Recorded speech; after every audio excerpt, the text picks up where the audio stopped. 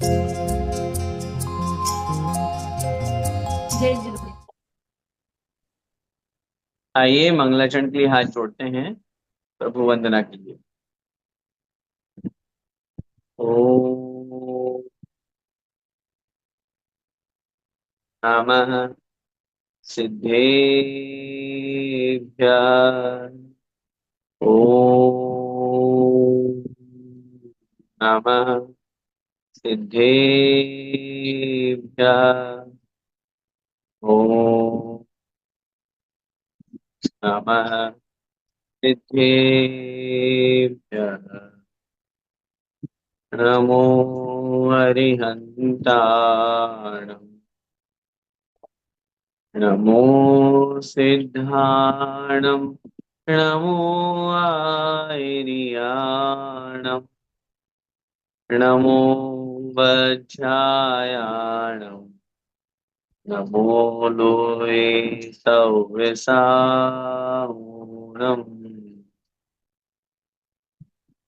तीन भुवन में सार वीतराग विज्ञानता।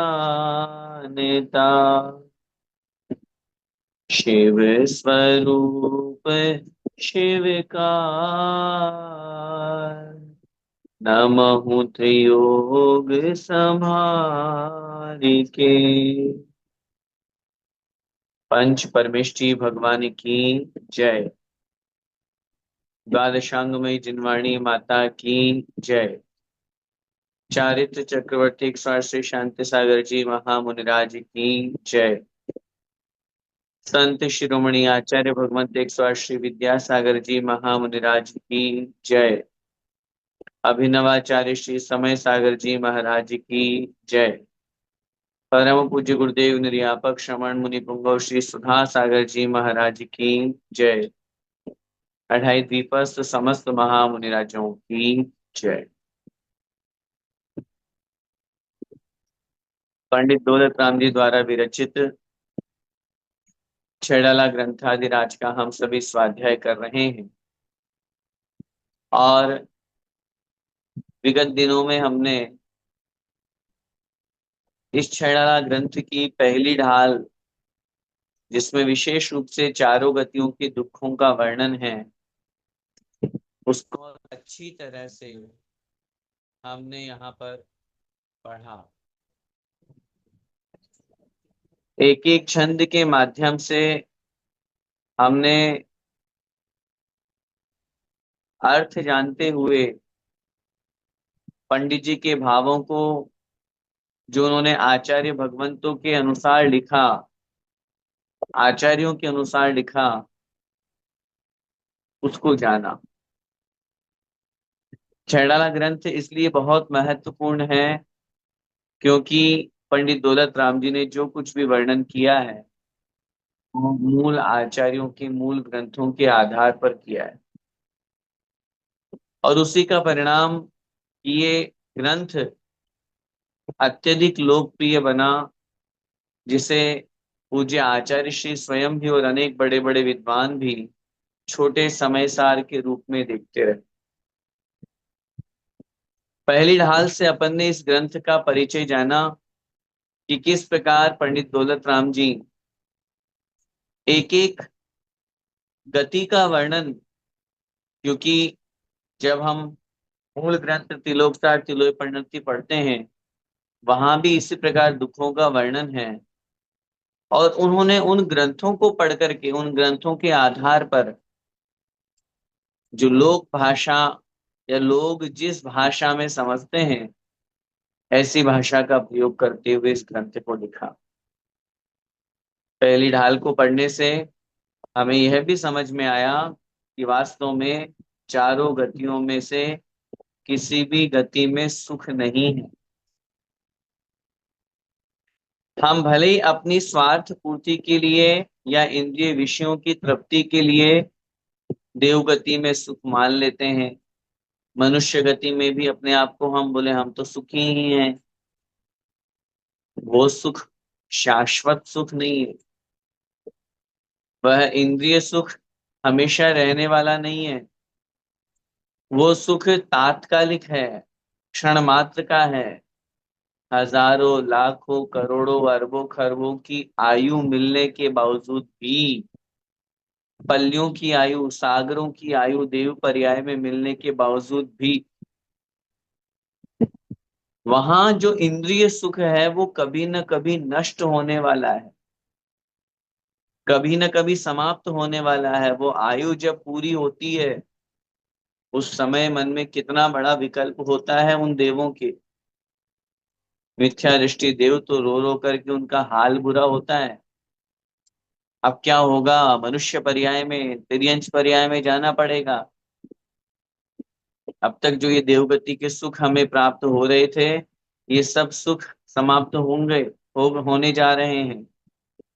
अब कहाँ हमें ये सब सेवाएं करने वाली इतनी सुंदर देवियां रानियां सब मिलेंगी। ये सांसारिक वैभव धन संपत्ति, इन सब के वियोग होने का दुख उन देवों को होता है। इस बात से सिद्धि होती है कि देवों में भी सुख नहीं है।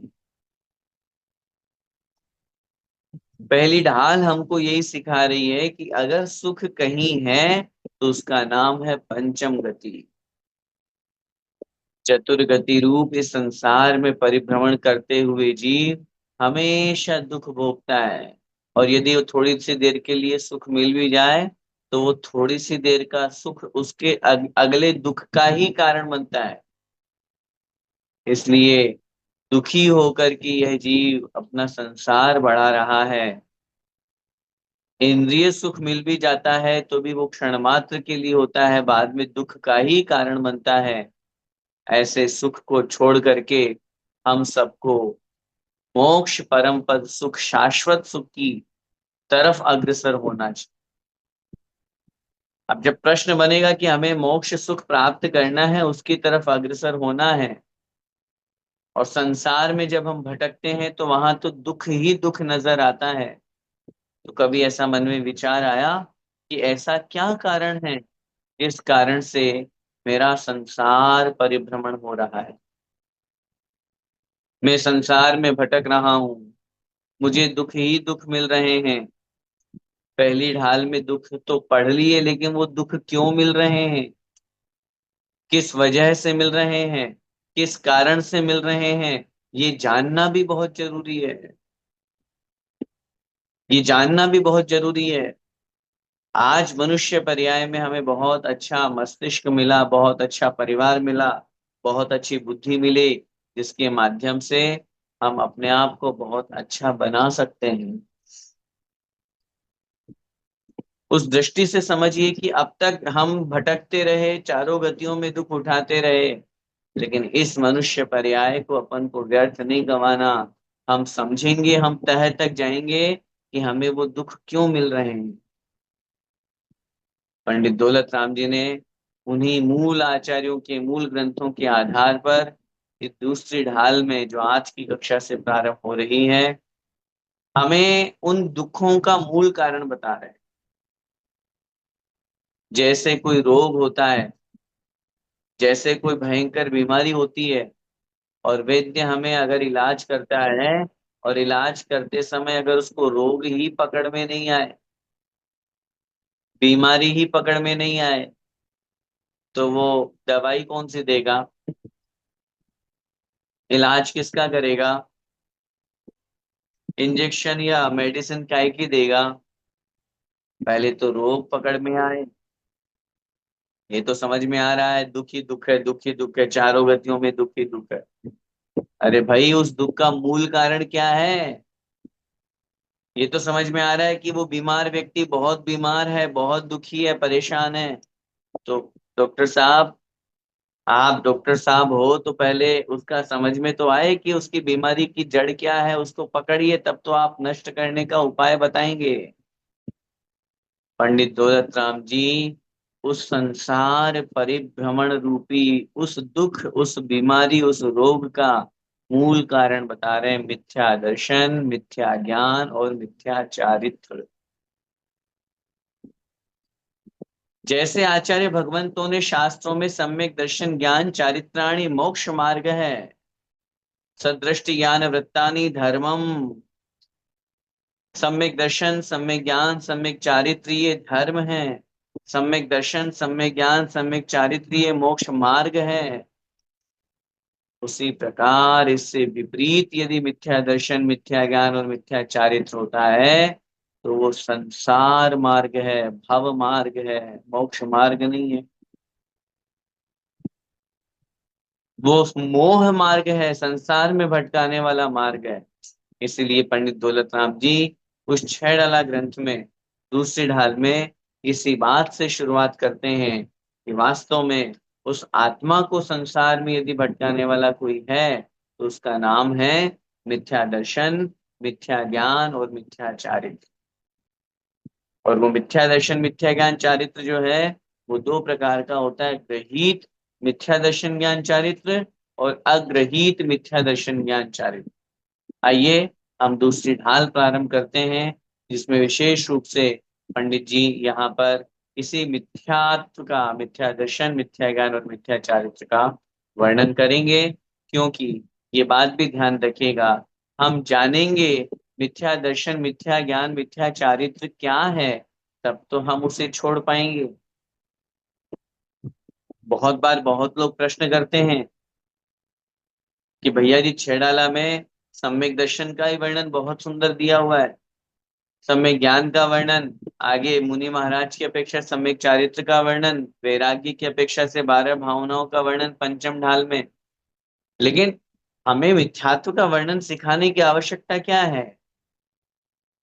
हमें मिथ्या दर्शन, मिथ्या ज्ञान, मिथ्या चारित्र क्यों बता रहे, जब हमें उसको धारण ही नहीं करना, जब हम उसे ग्रहण ही नहीं करना? तो पंडित जी स्वयं उत्तर देते हैं, बिन जाने ते दोष गुणन को कैसे तजिए कहिए।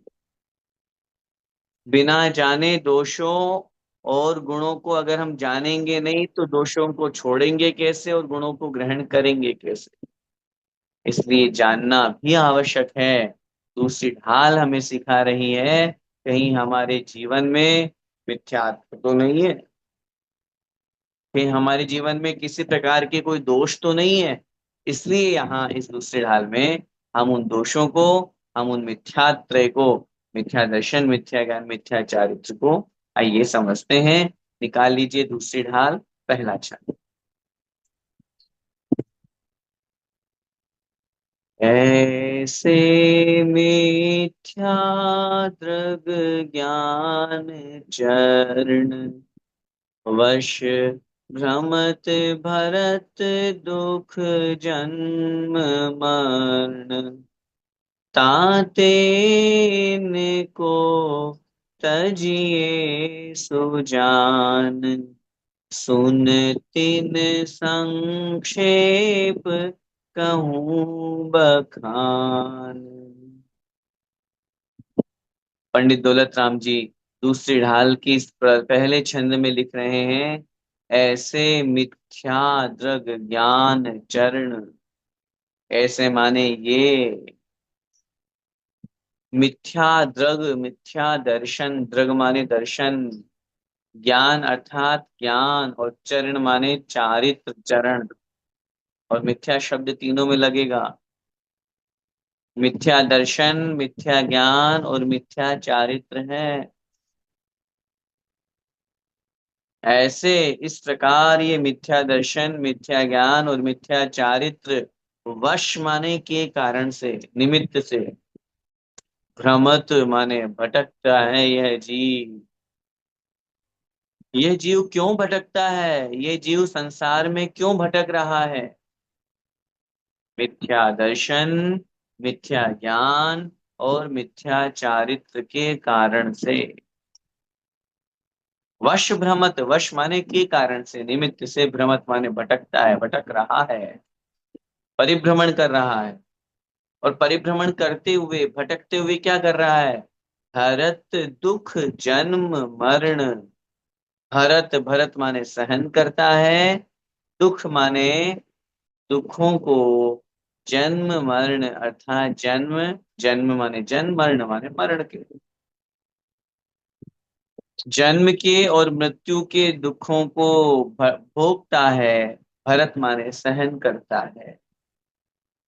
संसार में है क्या? संसार है किसका नाम? आचार्य पूज्यपाद स्वामी महाराज ने लिखा, संसरणम इति संसार है। सर्वार्थ सिद्धि में परिभ्रमण का नाम संसार है, भटकने का नाम संसार है, यत्र तत्र विचरण करने का नाम संसार है। कभी यहाँ कभी वहां, कभी वहां कभी वहां, कभी नरक में, कभी स्वर्ग में, कभी देव में, कभी मनुष्य में, कभी तिर्यंच में। क्या है? जैसे हम अपनी मनुष्य पर्याय में भटकते रहते हैं, कभी यहाँ कभी वहां, है। बोलो, भटक रहे हैं कि नहीं? चाहे वो पैसा कमाने के लिए भटक रहे हो, चाहे रिश्ता निभाने के लिए भटक रहे हो। भटकने का मतलब, जरूरी नहीं है भटकने का मतलब भूलवश भटकना या जंगल में भटक गए, हैं, घूम गए, वही हो नहीं। भटकने का मतलब चलना, परिभ्रमण करना। संसार में जैसे हम निरंतर चलते हैं, घूमते हैं, भटकते हैं, ये तो एक पर्याय की बात हुई। पंडित जी लिख रहे हैं, चारों गतियों में हम सम मिथ्या दर्शन, मिथ्या ज्ञान और मिथ्या चारित्र के कारण से भटक रहे हैं। कभी नरक गया, कभी स्वर्ग गया, भ्रमता भ्रमता ही आया। तिर्यंच गति के दुख सहे, ये जीवन बहुत अकुलाया है। पशु गति में मार सही भारी, बोझा रख खूब भगाया। पार्श्वनाथ भगवान की पूजन की इन पंक्तियों को पढ़ें। चारों गतियों में हम भटकते भटकते संसार बढ़ा रहे हैं, और जब किसी भी गति में जाएंगे तो वहां सबसे बड़ा दुख कौन सा है? जन्म और मृत्यु का दुख। तीन सबसे बड़े रोग कहे गए हैं, जन्म, जरा और मृत्यु। देवों और नारकियों के तो चेहरा बुढ़ापा आता ही नहीं, उनका तो वैक्रिक शरीर है, यथा स्थिति रहता है। मनुष्य और तिर्यंचों में ऐसी व्यवस्था है, विशेष रूप से मनुष्य में तो है ही। लेकिन उस जरा को छोड़ दें तो जन्म और मृत्यु तो सब गतियों में है, चारों गतियों में है। आज एकेंद्रिय जीव को लेकर के पंचेंद्रिय जीव तक के जितने भी तिर्यंच प्राणी हैं, उनका जीवन देखिए, कैसे कष्टमय है, कैसे कुचल दिए जाते हैं वो, कैसे संसार से एक सेकंड में बिल्कुल किसको भरोसा नहीं। वाहनों के नीचे हम कितने जीवों को मार देते हैं, अपने घर मकान गृहस्थी का कार्य करते हुए हम कितने जीवों की हिंसा कर देते हैं। सबसे बड़ा कष्ट है जन्म और मृत्यु का दुख, बीच के तो है ही। इसीलिए यहाँ लिखा, मिथ्या दर्शन, मिथ्या ज्ञान और मिथ्या चारित्र के वशीभूत होकर के, इनके कारण से यह जीव संसार में भटक रहा है, और भटकते हुए जन्म मरण के दुखों को भोग रहा है, जन्म मरण के दुखों को सहन कर रहा है, जन्म मरण के दुखों से दुखी हो रहा। इसलिए आगे कितनी अच्छी शिक्षा दे रहे हैं, ताते इनको तजिए सुजान। ताते माने इसलिए, इनको तजिए, इनको माने इन मिथ्या दर्शन, मिथ्या ज्ञान और मिथ्या चारित्र को, इनको तजिए, छोड़ दीजिए। ताते माने इसलिए, क्यों? इन मिथ्या दर्शन, मिथ्या ज्ञान और मिथ्या चारित्र को तजिए, छोड़ दीजिए। क्यों छोड़ दीजिए? क्योंकि यही तो हमें संसार में भटका रहे हैं, यही तो हमारा परिभ्रमण करवा रहे हैं, यही तो हमें दुखी कर रहे हैं। मेरी आत्मा को दुख कौन दे रहा है? हमारी जो भूल है, हमारी जो गलत धारणा है कि पर व्यक्ति मुझे दुखी कर रहा है, पर व्यक्ति मुझे सुखी कर रहा है, नहीं। ये कर्म है जो मुझे दुखी सुखी करते हैं। उन्हीं कर्मों में एक कर्म है मिथ्यात्व कर्म, दर्शन मोहनीय कर्म। चारित्र मोहनी कर्म, उसी कारण से मिथ्या दर्शन, मिथ्या ज्ञान और मिथ्या चारित्र के कारण से, हालांकि वो आत्मा ने ही किए हैं, इसीलिए आत्मा को ही छोड़ने की बात की जा रही है। पंडित दौलत राम जी की सोच देखिए, शुरुआत कर रहे हैं पहले समस्या, समस्या क्या है, संसार भटकन क्यों हो रही है, परिभ्रमण क्यों हो रहा है। तो तह तक जाकर के पहुंचे तो पता चला मिथ्यात्व के कारण से ऐसा हो रहा है। तो भैया, जब बीमारी की जड़ पकड़ में आ गई, और वैद्य अगर कुशल है, समझदार है, तो वो जड़ से ही बीमारी खत्म करना चाहेगा। और कोई नया नया मुल्ला बना है, नया नया डॉक्टर बना है, उसको आता जाता तो है नहीं, और कोई व्यक्ति आया, अरे साहब बहुत दर्द हो रहा है, बहुत दर्द हो रहा है, तो बस उसको कुछ नहीं, बीमारी बीमारी कुछ नहीं पकड़ी, और बस कल पेन किलर पकड़ा दी। पेन किलर से उससे थोड़ी देर राहत तो मिली, लेकिन वो दुख तो गया ही नहीं, वो पीड़ा तो गई नहीं, वो रोग तो नष्ट ही नहीं हुआ। लेकिन पंडित दौलत राम जी एक कुशल वैद्य रहे, और कुशल वैद्य होकर के उन्होंने बीमारी पकड़ी। बीमारी है परिभ्रमण संसार में क्यों हो रहा है, मिथ्या दर्शन, मिथ्या ज्ञान और मिथ्या चारित्र के कारण से। अब भाई जब बीमारी पकड़ में आ गई तो अब क्या करें, ताते इनको तजिए, इसलिए इनको छोड़ दीजिए। ऐसे ही मत छोड़िए, छोड़ना भी कैसे, ताते इनको तजिए सुजान, सु माने अच्छी तरह से, जान करके, समझ करके। ये मिथ्या दर्शन है, अरे रे छोड़ो छोड़ो, बिल्कुल नहीं। कौन कौन से उसके पर्याय हैं, कौन कौन से उसके कार्य हैं, किन किन चीजों में मिथ्या दर्शन का दोष लगता है, अच्छी तरह से सांगो पांग सोच करके, समझ करके, जान करके इनको छोड़ दीजिए। अब भैया कहाँ से जाने, आप तो कह रहे हो मिथ्या दर्शन, मिथ्या ज्ञान, मिथ्या चारित्र को जान करके छोड़ो। सुन तिन संक्षेप कहूं बखान, सुन माने सुनिए, सुन अर्थात सुनिए, तिन माने उनका, उन मिथ्या दर्शन, मिथ्या ज्ञान और मिथ्या चारित्र का संक्षेप माने संक्षिप्त में, सार रूप में, कहूं बखान अर्थात वर्णन, बखान माने वर्णन, कहूं माने कहता हूं, सो सुन माने सुनो। आप चिंता मत करो, जो समस्या है उस समस्या का समाधान भी यही मिलेगा।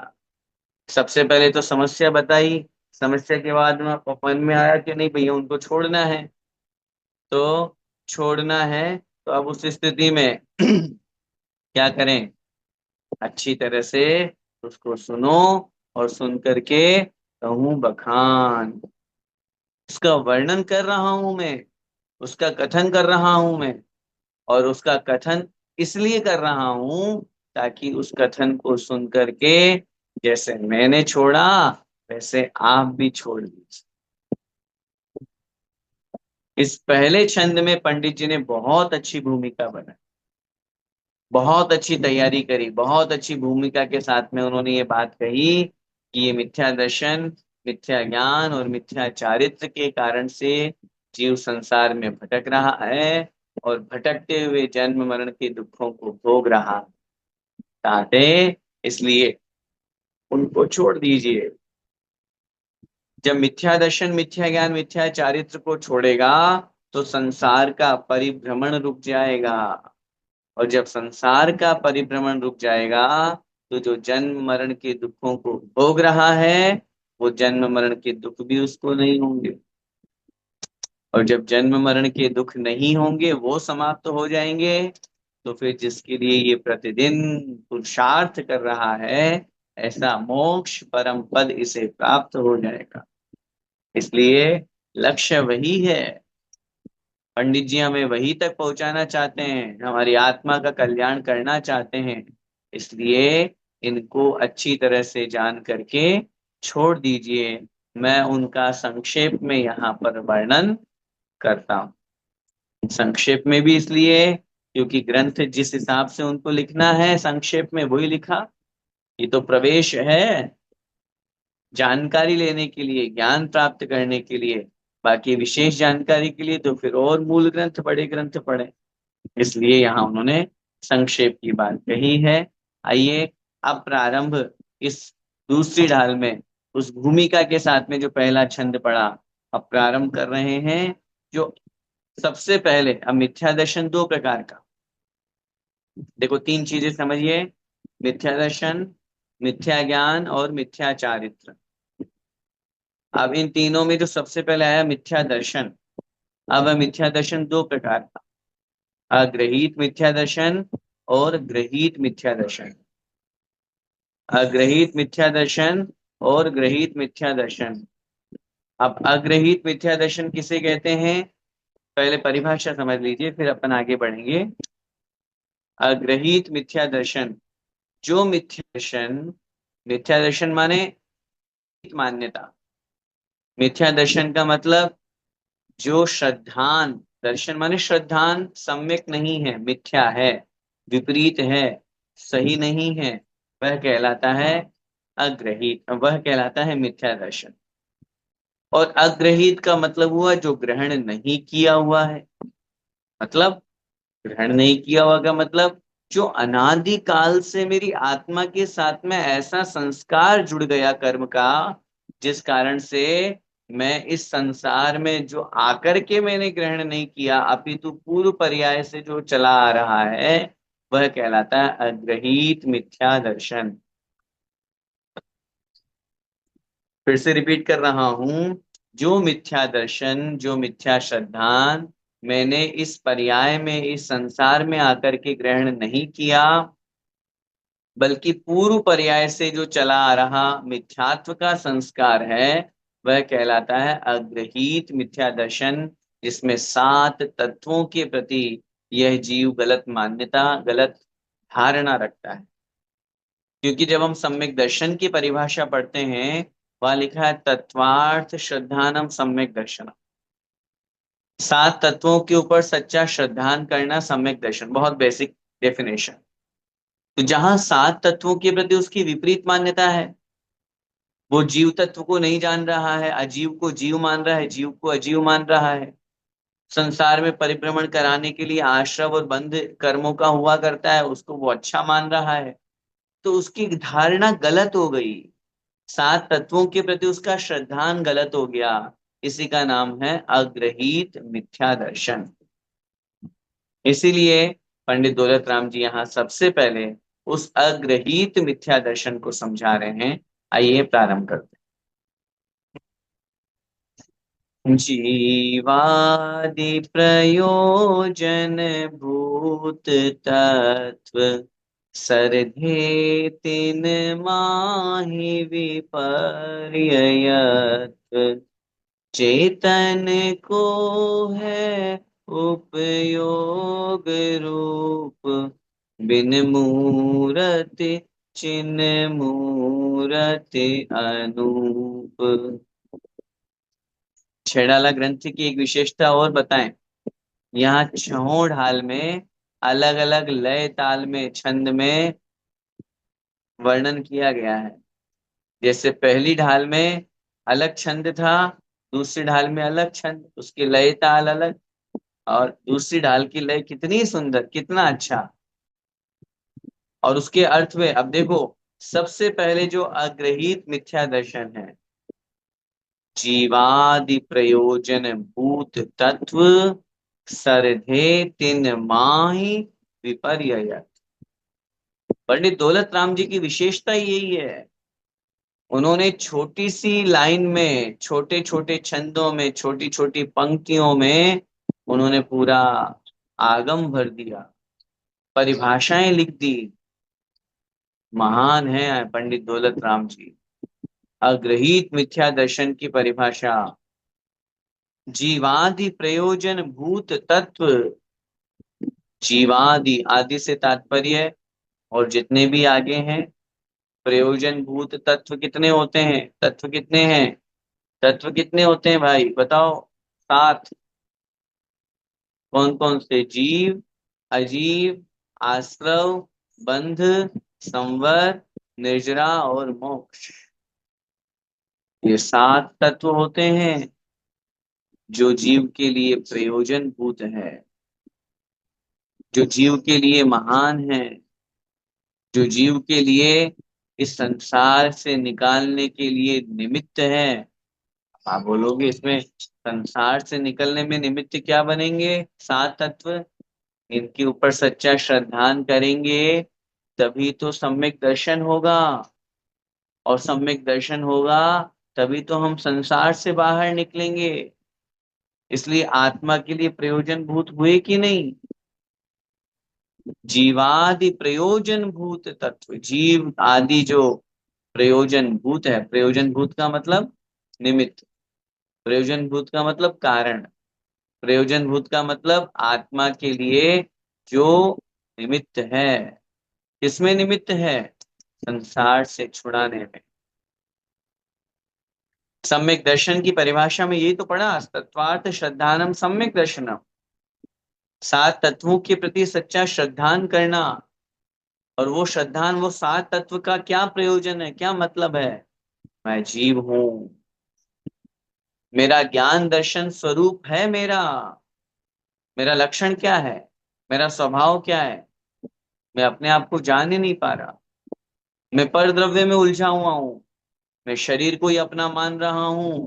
मैं अपने स्वरूप को बताने के लिए, अपना परिचय देने के लिए अपना नाम बताता हूँ, अपनी फोटो दिखा देता हूँ, अपनी आईडी दिखा देता हूँ। ये किसका है परिचय? मेरी आत्मा का नहीं, इस भूतगल की पर्याय का है। आत्मा का क्या परिचय? आत्मा का परिचय है अहमिको खलु शुद्धो दंसणाण मय्यो सदा रूपी नवि अत्थि मज्ज किंचिवि अन्नम परमाणु मित्तम पी। आचार्य कुंद कुंद महाराज समय सार में लिख रहे हैं, मैं कौन हूँ? मैं एकमात्र अकेला शुद्ध चैतन्य आत्मा हूँ। ज्ञान दर्शन रूप मेरा स्वरूप है, मेरा स्वभाव है।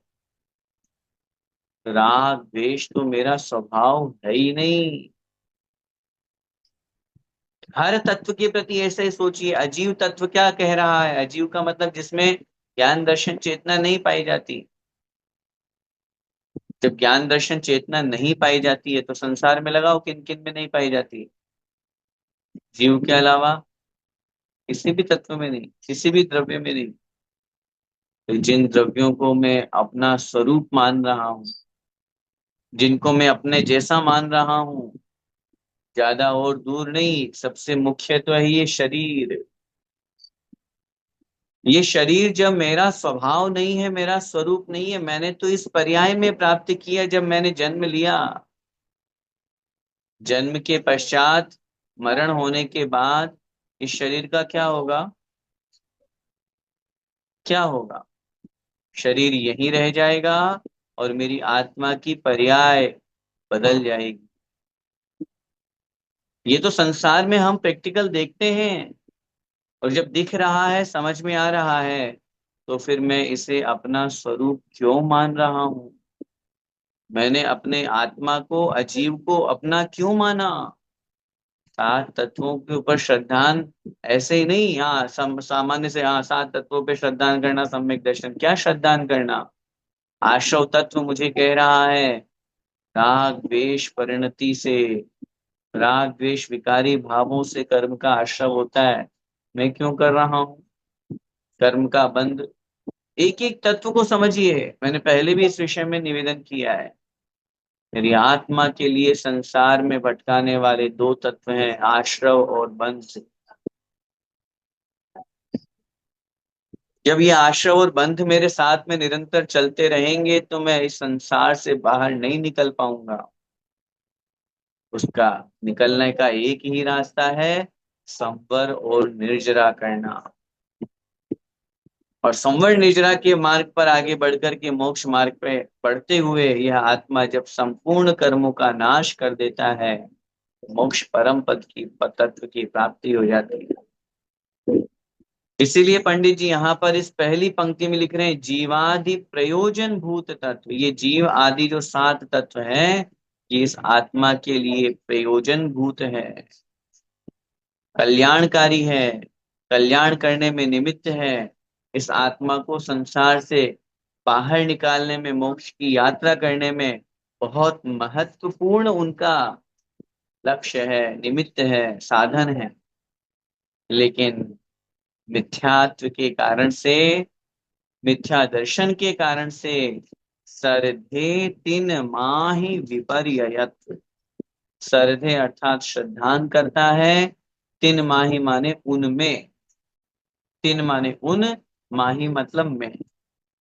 लेकिन यह जीव उन सात प्रयोजन भूत तत्वों में, जो इस आत्मा के मतलब के हैं, इस आत्मा के काम के हैं, उन तत्वों के प्रति, उनके प्रति विपर्ययत्व सर्धे, विपरीत श्रद्धान करता है, उल्टा श्रद्धान करता है, गलत श्रद्धान करता है।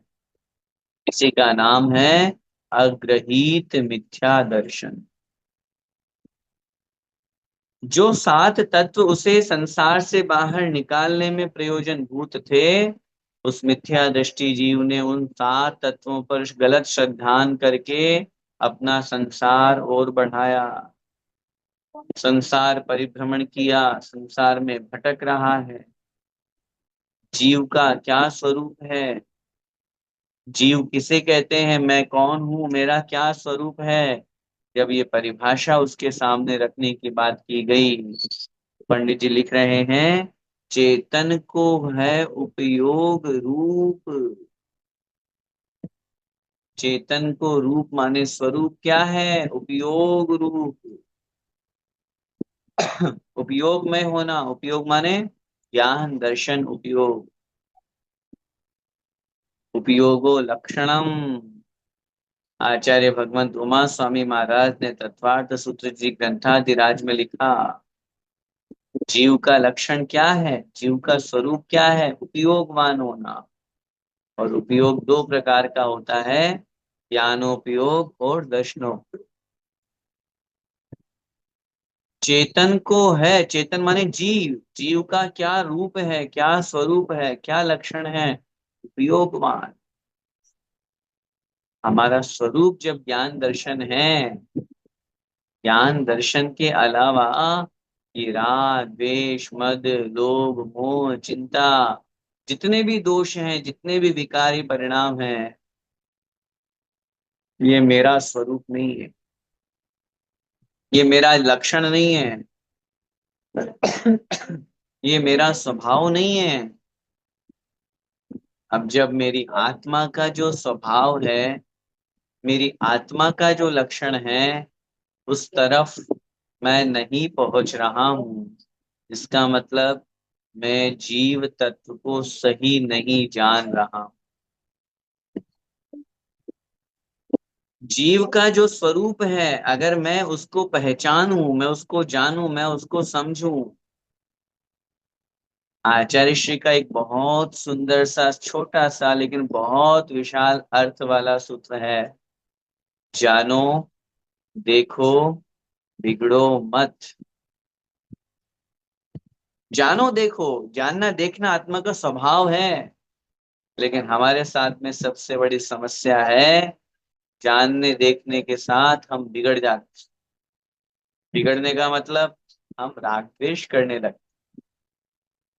संसार है, तीनों लोक है, अरे जानने देखने की बात करोगे कि जानने देखने में दुख, जानने देखने में दुख है, जानने देखने में राग द्वेष है। जानने देखने का तो फिर केवली भगवान, सिद्ध भगवान, अनंत अनंत पर्यायों को हैं, छहों द्रव्यों को, उनके सब पर्यायों को एक साथ एक समय में जान रहे हैं। तो उनके कुछ नहीं हो रहा, क्योंकि वो बिगड़ नहीं रहे, क्योंकि वो राग द्वेष नहीं कर रहे, क्योंकि उन्होंने मोहनीय का क्षय कर दिया। हम और आप किसी भी वस्तु को जानते हैं, देखते हैं, वहां तक ठीक है, लेकिन उसके साथ तुरंत हमारा संबंध जुड़ जाता है, तुरंत हमारे विचार जुड़ जाते हैं, तुरंत हमारा मन कहता है ये अच्छी है, नहीं नहीं ये बुरी है, मजा नहीं आया। अरे भाई, ज्ञाता दृष्टा रह करके ही तो संसार को देखा जा सकता है और देखना होता है। आत्मा का स्वभाव क्या है? जीवादि प्रयोजन, चेतन को है उपयोग। चेतन माने आत्मा का जो रूप है, स्वरूप है, लक्षण है, ये उपयोग से युक्त होना है, बिन मूरति, कैसा है यह आत्मा, जीव कैसा है, बिन मूरति माने मूर्तिकता से रहित है, बिन माने रहित है, मूर्तिक नहीं है। मूर्तिक का मतलब होता है रूप रस गंध स्पर्श से जो युक्त है उसका नाम है मूर्तिक। अब आत्मा में आत्मा का कोई रूप नहीं, आत्मा का कोई रस नहीं, आत्मा की कोई गंध नहीं, रूप रस आत्मा का कोई स्पर्श नहीं। क्यों? क्योंकि ये स्वरूप, ये जो लक्षण है ये पुद्गल का है। जैसे अभी हमारा शरीर हमें दिख रहा है कि नहीं, कोई ना कोई इसका दृश्य है, रूप है, इसका कोई ना कोई रस है, कोई ना कोई गंध है, कोई ना कोई स्पर्श है। ऐसा स्पर्श रस गंध वर्ण आत्मा का नहीं है, चेतन का नहीं है। इसलिए बिन मूर्ति, मूर्तिकता से जो रहित है। कोई कहे मैं अपनी आत्मा को देख लूं, देखोगे तो कैसे दिखेगी भाई? हाँ, कुछ लोग हैं जिनको आत्मा दिखने लगी है, दिख जाती है। आंख बंद करो और बिल्कुल आत्मा का ध्यान करो साहब, आंख बंद करो, बढ़िया एसी कूलर चल रहा है, बढ़िया बड़ा आनंद आ रहा है, डल्लप की गद्दे पर बैठे हुए हैं, और आंख बंद करके बोल रहा आत्मा दिख रही है आत्मा। अरे भाई आत्मा दिख, चलो मैं मान लिया दिख रही है आत्मा, कैसी होती है आत्मा है? जब आत्मा का स्वरूप ही है रूप रस गंध स्पर्श से रहित है, अरस मरूवम गंधम घनसन्नाण चेतना गुण मसद्दम जान अलिंग गहनम। जब आचार्य कुंद कुंद महाराज ये लिख रहे हैं तो हम तो कभी कभी पूछते हैं भैया तुम्हें आत्मा दिखी, कौन से रंग की है?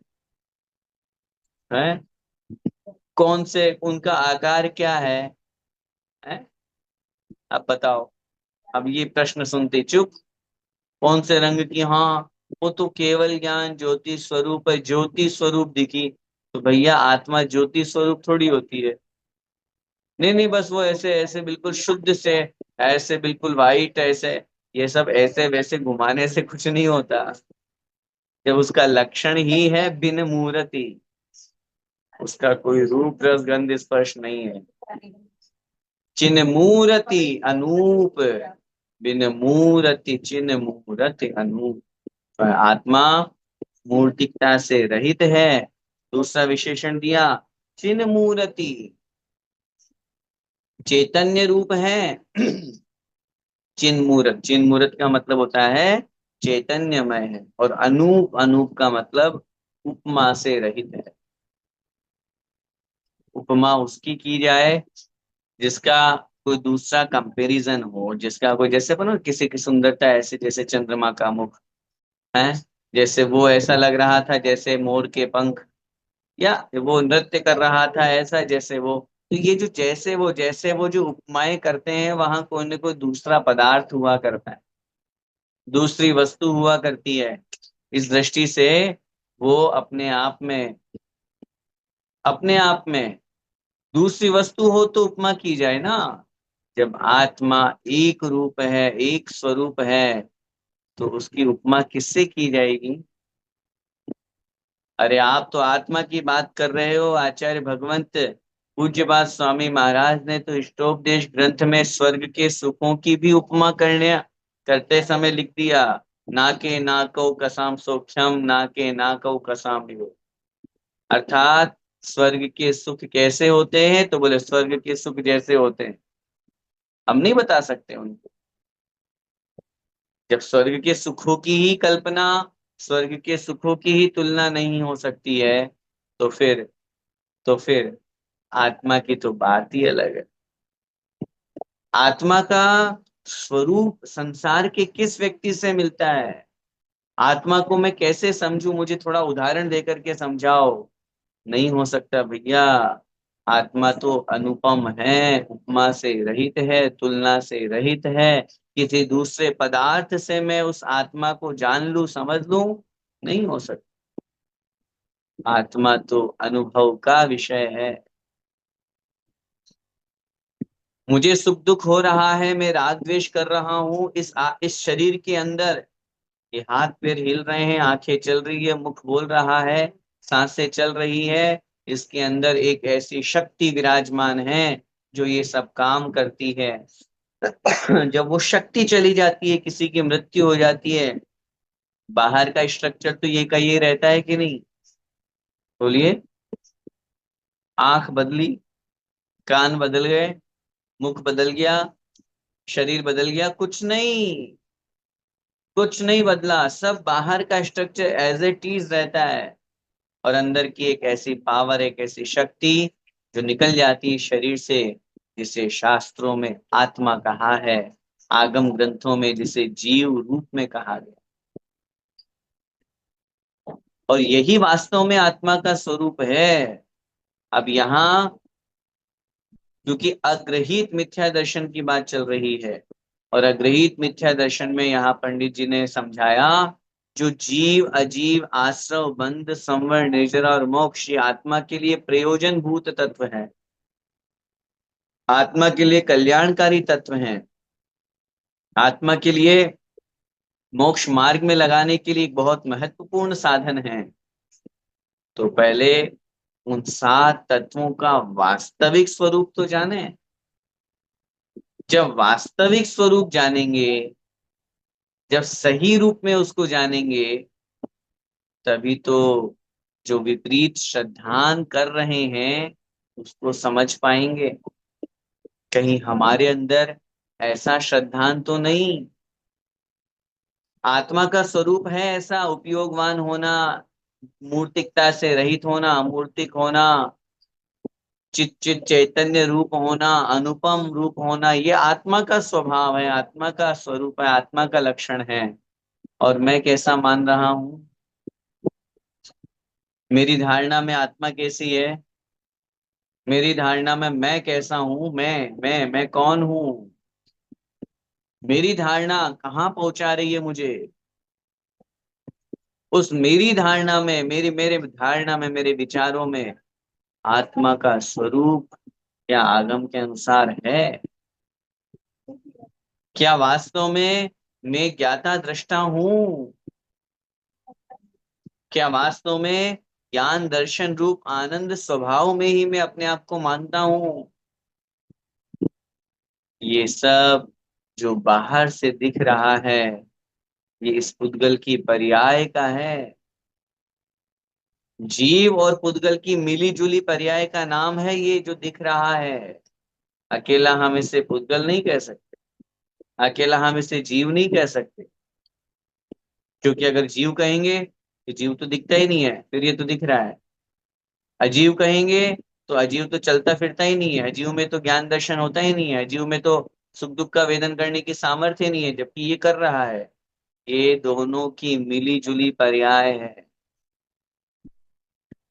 लेकिन इस जीव और पुद्गल की मिली जुली पर्याय में भी यह आत्मा, अगर इतना इसने विश्वास कर लिया कि दोनों भिन्न भिन्न द्रव्य हैं, दो अलग अलग पदार्थ हैं, दो अलग अलग तत्व हैं, और श्रद्धान के साथ मैं उन्हें अलग अलग ही मान रहा हूं।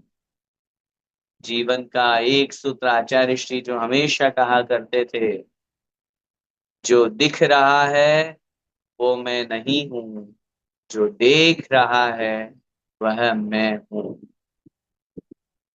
जो दिख रहा है, ये बाहर का जो स्ट्रक्चर दिख रहा है, ये मेरा स्वभाव नहीं है, ये मेरा स्वरूप नहीं है, बल्कि इन आंखों के पीछे बैठा हुआ जो आत्मा है, जो देख रहा है। आंखें नहीं देख रही है, आंखें तो देखने का माध्यम है। अगर आंखें देखती तो मुर्दा की भी आंखें देख लेती, आंखें थोड़ी फूट गई उसकी, आंखें थोड़ी चली गई उसकी। अगर आंखें देख रही है तो आंखें तो हमारा उपनेत्र है।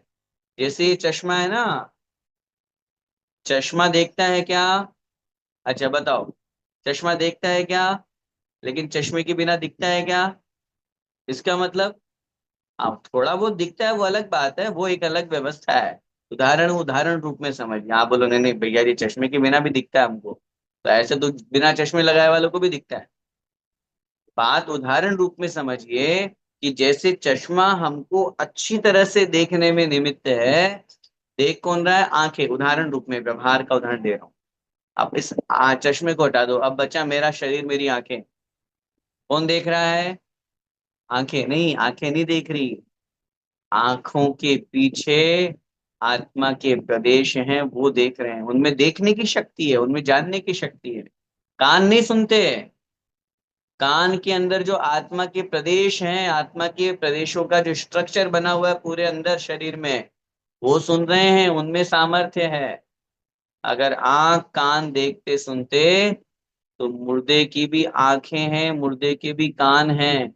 बताओ, जिसकी मृत्यु हो गई, उसको आप 5 मिनट पहले तो कुछ बात कर रहे थे, सुना रहे थे, वो आपको हाँ हाँ चल रहा था। और जैसे मृत्यु हुई तो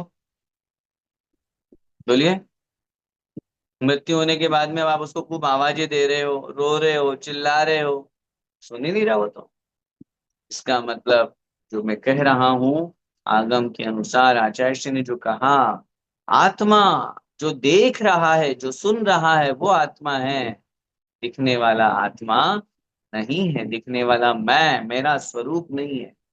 ये ये पंक्तियां आज जो अपन ने पढ़ा, जीव तत्व के प्रति सच्चा श्रद्धा, जो इसके प्रति विपरीत श्रद्धान करता है, वो अग्रहीत मिथ्यात्व से युक्त होकर के संसार में परिभ्रमण करता है। समय आपका हो रहा है। आज की इस कक्षा से अपन को जो समझना है, जो विशेष समझना है, विषय वस्तु को जो समझना है कि वास्तव में मेरी आत्मा का स्वभाव क्या है, मैं क्यों भटक रहा हूं संसार में, मेरा परिभ्रमण क्यों हो रहा है। मिथ्या दर्शन, मिथ्या ज्ञान और मिथ्या चारित्र के कारण से। और जिस दिन मैंने ये संकल्प कर लिया, मैं इनसे दूर होने का प्रयास करूंगा, इनको छोड़ने का अभ्यास करूंगा, तो ये पंडित दौलत राम जी की दूसरी ढाल हमारे उपयोग में आएगी, हमारे काम आएगी। और हम बहुत अच्छी तरह से इसको समझ करके, जो दोष हैं, जो दुर्गुण हैं, जो परिभ्रमण के कारण हैं, इनका त्याग करके हम अपने आत्म कल्याण में लगेंगे। मिथ्या दर्शन, मिथ्या ज्ञान, मिथ्या चारित्र से दूर होकर हम सब सम्यक दर्शन, सम्यक ज्ञान और सम्यक चारित्र के रूप में जो मोक्ष मार्ग है, उस पर आगे बढ़ें। इसी मंगलमय भावना के साथ बोले द्वादशांग में जिनवाणी माता की जय हो। संत शिरोमणि आचार्य भगवंत 108 श्री विद्यासागर जी महामुनिराज की जय हो। अभिनवाचार्य श्री समय सागर जी महाराज की जय हो। परम पूज्य गुरुदेव निर्यापक श्रवण मुनि पुंगव श्री सुधा सागर जी महाराज की जय हो। अढ़ाई द्वीपस्थ समस्त महामुनिराजों की जय।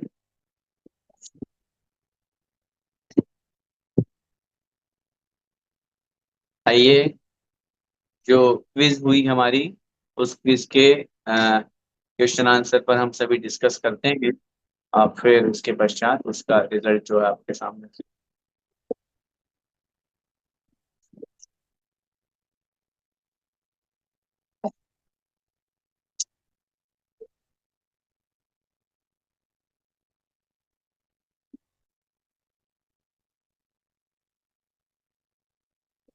क्विज नंबर 62 थी हमारी इस बार।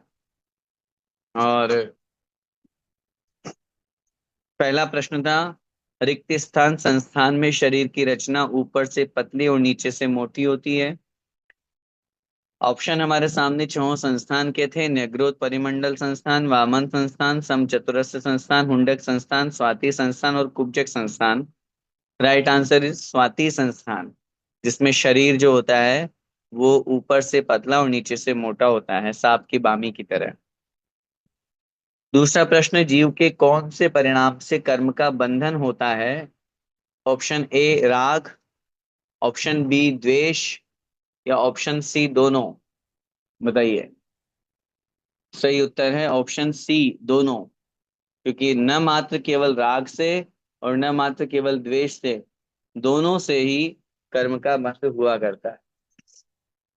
तीसरा प्रश्न, प्रदेश बंध का क्या अर्थ है। कर्म फल देने की शक्ति, कर्म परमाणुओं की मात्रा, कर्मों के आत्मा के साथ रहने की काल मर्यादा, या कर्म का स्वभाव। सही उत्तर क्या है? सही उत्तर है कर्म परमाणुओं की मात्रा। कितने कर्म हमने ग्रहण किए, ये कहलाता है प्रदेश बंध। 4 प्रकार के बंध हुआ करते हैं, प्रकृति, स्थिति, प्रदेश और अनुभाग। तो ये प्रदेश बंध इस रूप में है। 5वां प्रश्न हमारे सामने था, सभी धर्म एक समान है, यह क्या है? एकांत मिथ्यात्व, विपरीत मिथ्यात्व, संशय मिथ्यात्व, अज्ञान मिथ्यात्व या विनय मिथ्यात्व? सही उत्तर है विनय मिथ्यात्व। विनय मिथ्यात्व में हम सबको एक जैसा, आदिनाथ भगवान भी हमारे लिए बराबर हैं और बालाजी भैरव जी शंकर जी भी बराबर हैं। ये गलत धारणा है, ये मिथ्यात्व के रूप में विनय मिथ्यात्व कहलाती है। 6ठा प्रश्न, कर्मों के परमाणुओं को आगे पीछे उदय योग्य बनाना क्या है? सदवस्था रूप उपशम, क्षय, अंतरकरण रूप उपशम या स्थिति बंध? सही उत्तर है सी, अंतरकरण रूप उपशम, जिसमें कर्मों में उत्कर्षण, अपकर्षण आदि सब व्यवस्थाएं बनती है। 7वां प्रश्न, शुभ भाव होने पर इनमें से क्या होता है? जब हमारी आत्मा के शुभ परिणाम होते हैं तो क्या होता है? पुण्य प्रकृति में उत्कर्षण होता है, सॉरी सॉरी, पाप प्रकृति में उत्कर्षण होता है, पुण्य प्रकृति में अपकर्षण होता है, साता वेदनीय का असाता वेदनीय में संक्रमण होता है, या असाता वेदनीय का साता वेदनीय में संक्रमण होता है? सही उत्तर है डी, असाता वेदनीय साता वेदनीय में बदलती है। असाता वेदनीय अर्थात जो दुख है, जो कष्ट है, वो हमारे लिए सुख, शांति, समृद्धि में परिवर्तित हो जाया करते हैं जब हम अभिषेक, पूजा पाठ, भगवान की स्तुति रूप शुभ परिणाम करते हैं। 8वां प्रश्न, निगोद पर्याय में जीव की आयु कितनी होती है? एक आवली, एक सांस के समय को 18 बार गुणा कर आया हुआ उतना काल, एक मुहूर्त, या एक श्वास के समय को 18 बार विभाग कर आया हुआ उतना काल? सही उत्तर है एक श्वास के 18 भाग को 18 बार विभाग कर आया हुआ काल। विभाग माने भाग देना, एक श्वास में 8-10 बार, तो एक श्वास में जितना समय आएगा उसमें 18 का भाग दीजिए, फिर जितना आएगा वो आएगा लगभग 1 सेकंड का 24वां हिस्सा। ओनली, ओनली 1 सेकंड के 24वें हिस्से के बराबर आयु होती है निगोदिया जीव की। उतनी बार में वो जन्म लेता है और उतने समय में मरण को प्राप्त हो जाता है। आप सोचो 1 सेकंड में 24 बार चला गया, मर गया, जन्म ले लिया, इतनी कम आयु। 9वां प्रश्न, प्रत्येक नाम कर्म क्या दर्शाता है? एक शरीर में अनेक स्वामी या एक शरीर का एक स्वामी? सही उत्तर है एक शरीर का एक स्वामी। ये जो एकेंद्रीय जीवों में 2 भेद होते हैं, प्रत्येक वनस्पति रूप में साधारण वनस्पति और प्रत्येक वनस्पति। तो प्रत्येक वनस्पति में एक शरीर का एक ही स्वामी होता है, और साधारण वनस्पति में शरीर एक होता है और स्वामी बहुत सारे होते हैं एक ही शरीर के। अंतिम प्रश्न 10वां था, अनेक अनुभाग शक्ति युक्त वर्गणाओं का समूह क्या कहलाता है? वर्ग, वर्गणा, निषेक या स्पर्धक? सही उत्तर है बी, स्पर्धक। इस तरह से ये 10 प्रश्न हमारे क्विज नंबर 62, 62वें नंबर की क्विज में हमारे सामने रहे। और बहुत अच्छी बात है, बहुत सौभाग्य की बात है कि इस बार की जो क्विज हमारी हुई उस क्विज में 70 विनर्स रहे। 70 70 लोगों ने बिल्कुल 10 प्रश्नों का सही उत्तर दिया, बिल्कुल सही आंसर दिया। मैं श्रवण संस्कृति जीसीसी दुबई परिवार की तरफ से उनकी बहुत बहुत हार्दिक शुभकामनाएं उन्हें प्रेषित करता हूं, बधाइयाँ और अनुमोदना हम उन्हें, उन 70 कैंडिडेट्स को जिन्होंने भाग लेकर के और सफलतम उच्चतम अंक 10 में से 10% अंक प्राप्त किए हैं। मैं उनका नाम यहाँ अनाउंस नहीं कर रहा हूँ, समय कम है, उनकी लिस्ट ग्रुप में आ जाएगी, उसके माध्यम से आप देख सकते हैं। बहुत अच्छी बात है, बधाई के पात्र हैं। इसी तरह से वो इन प्रतियोगिताओं से जुड़कर और अन्य लोगों को भी ये प्रतियोगिता भेजकर अपने धर्म प्रभावना में मुख्य सहयोग कर सकते हैं। एक विशेष बात, इस हफ्ता जो हमारे सामने छेड़ाला ग्रंथ की वीडियो बनकर के सामने आई, बहुत अच्छा लगा। मैं बधाई देना चाहूंगा हमारे पी के पाटनी अंकल को, पद्म कुमार पाटनी अंकल दुबई से जो हैं, डीएसओ से। उन्होंने न केवल अपने आप को अकेले अपितु पूरे परिवार को उसमें सम्मिलित किया, और पूरे परिवार ने मिलकर के चारों गतियों के दुखों के साथ में विशेष रूप से जो देव गति के दुख हैं और जो लोगों की एक धारणा है कि देवों में तो सुख ही हुआ करता है, दुख तो होता ही नहीं है, लेकिन उन्होंने आगम ग्रंथों के माध्यम से, छेड़ाला ग्रंथ के माध्यम से बताया और लोगों के सामने ये सूचना पहुंचाई, विषय पहुंचाया कि नहीं, देवगति भी दुख का कारण है। हमें देवगति तक नहीं रुकना, हमें तो पंचम गति में जाना है, हमें तो मोक्ष गति को प्राप्त होना है। और पाटनी अंकल तो निश्चित रूप से अपने आप में धर्म से जुड़े हुए ही हैं। सर्वप्रथम दुबई में उन्होंने अपने घर में आज भी और सबसे पहले से लेकर के आज तक निरंतर कंटिन्यू भगवान की जिन प्रतिमा को ला करके भारत से ले जा करके, और उन्होंने स्वयं दर्शन का नियम निभाया और सैकड़ों नहीं हजारों लोगों के लिए दर्शन का निमित्त बने। शास्त्रों में हम पढ़ते हैं कि कोई जिन प्रतिमा विराजमान करता है उसका कितना बड़ा पुण्य होता है। वो तो खुद प्रतिमा विराजमान कर रहा है, लेकिन उन भगवान के दर्शन करके हजारों लाखों लोग, अगर उसमें से एक भी जीव को सम्यक दर्शन की प्राप्ति हो गई। जो लोग मंदिर बनाने का विरोध करते हैं, जो लोग कहते हैं अरे बड़े बड़े मंदिर क्यों बनाना, करोड़ों रुपए खर्च क्यों करना, सुनो, शास्त्रों में लिखा है करोड़ों नहीं अरबों रुपए खर्च करके भी अगर आपने जिन मंदिर जिन प्रतिमा को स्थापित किया है, और ज्यादा नहीं, वहां तो हजारों लाखों लोग दर्शन करेंगे हजारों वर्षों तक, उतने वर्षों में लाखों करोड़ों अरबों लोगों के दर्शन करने में यदि एक भी जीव को सम्यक दर्शन की प्राप्ति हो गई तो आपके करोड़ों अरबों खरबों कुर्बान हैं, न्योछावर हैं। आज गोमटेश्वर बाहुबली भगवान की प्रतिमा हजारों वर्ष पूर्व विराजमान हुई थी नेमीचंद स्वामी महाराज के सानिध्य में, और आज सोचिए कितने हजारों वर्षों से कितने लोगों ने दर्शन किए होंगे, कितने लोगों ने। और अगर एक भी व्यक्ति को जब सम्यक दर्शन की प्राप्ति हो जाती है तो वो प्रतिमा के विराजमान करने की सार्थकता बन जाती है।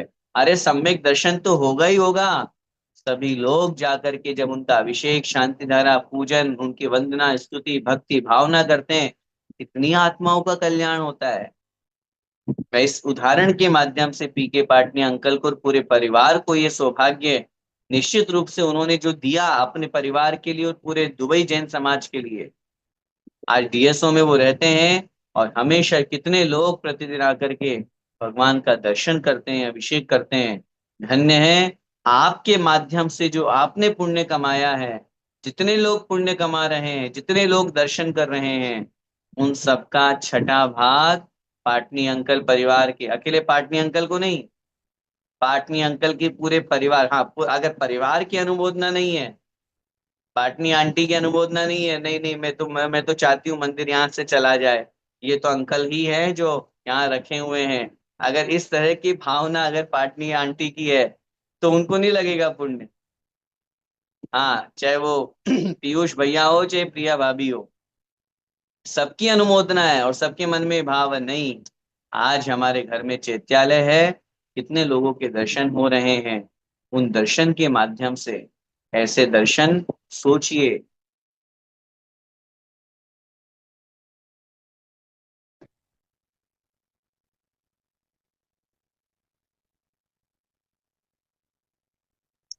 और इस बार का जो वीडियो आया उसमें भी उन्होंने बहुत अच्छे पूरे परिवार को सम्मिलित किया। मैं पुनः अपनी तरफ से और श्रमण संस्कृति जीसीसी दुबई परिवार की तरफ से उन्हें बहुत बहुत शुभकामनाएं, बहुत बहुत अनुमोदना उनकी करता हूँ। इसी तरह आगे अभी बढ़कर मेरे को धर्म की पास में प्रभावना करते रहे, कांजी यही को मेरी मंगल कामना कांजी स्वामी को भी आवाज आ रही है। है।